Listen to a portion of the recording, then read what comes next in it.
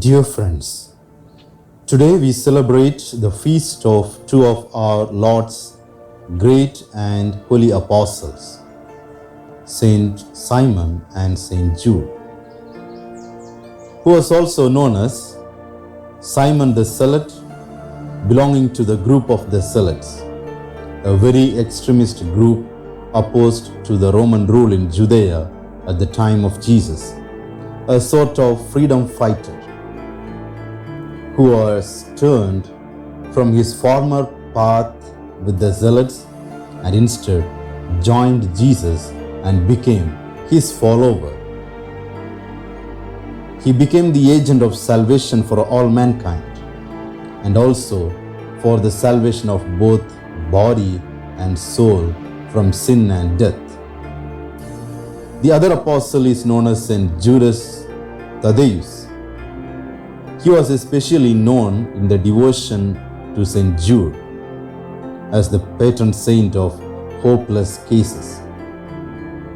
Saint Jude or Judas Thaddeus remained faithful to the Lord, and he continued to preach the good news together with Saint Simon the Zealot, whom he was often closely associated to.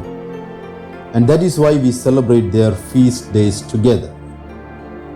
Both Saint Simon the Zealot and Saint Jude Thaddeus traveled together, preaching and spreading the faith in the region of Judea, Syria, and to Egypt and Libya, as well as to many other regions where they preached the good news of Jesus Christ, the hope of salvation for all the people living in those places who have yet to witness the light of Christ. Both of them went through many trials and difficulties, acceptance and rejections by the people and the communities to whom they were sent. Yet they persevered on, and through their good and hard work, they gained many souls to the mercy of God and brought them towards salvation. Indeed, these two, among the other 10 apostles, were the crucial and important pillars of the faith and salvation. It was told that they were martyred in the region of Syria during a persecution of the faithful, and they were beheaded with an axe, a symbol often associated to them. But even in death, they continued to bring goodness and good works and wonders to the faithful. These apostles, Saint Simon the Zealot and Judas Thaddeus, as well as the other apostles, are the 12 central pillars of the faith. And besides the Lord's own Blessed Mother Mary, they stand the closest to the throne of God, their Lord and Master. They were men once, but they have been tested through fire and trials, facing all the difficulties and the challenges of the world, suffering even martyrdom for the sake of the Lord. They therefore are our role models, the reflection of what we can also achieve if we are to follow in their paths and walk in their footsteps. They represent the fulfillment of God's promise. Remember, what did Jesus say to them at one time? How they will sit upon 12 thrones and judge the 12 tribes of Israel. This is the same promise which God has also given us. We will all sit among the righteous and the just, but only if we remain faithful to the Lord, resisting all temptations of life and the flesh.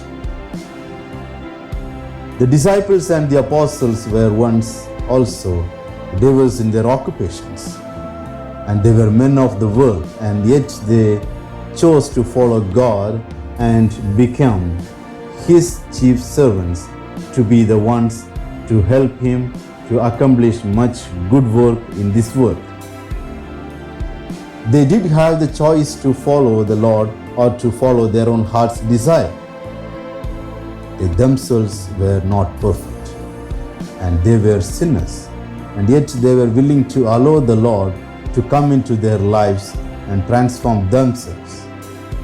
that they would no longer live in sin, but became the tools of the Lord in bringing good news into the world. And in that, they were justified themselves in their faith. Today, we are all called to reflect on our own lives and actions. We are all sinners and unworthy of the Lord's love and mercy. And yet, He offered them to us freely and tenderly, nonetheless, giving them through the ultimate act of love, His suffering and death on the cross. We have the choice to continue in our ways of sin, following the wicked paths of the world, or to embrace the mercy and love offered by God. Let us therefore use this opportunity to begin to follow our Lord Jesus. Let us leave our old lives of sin and darkness and follow the light of the Lord. Amen. Saint Simon and Saint Jude, pray for us.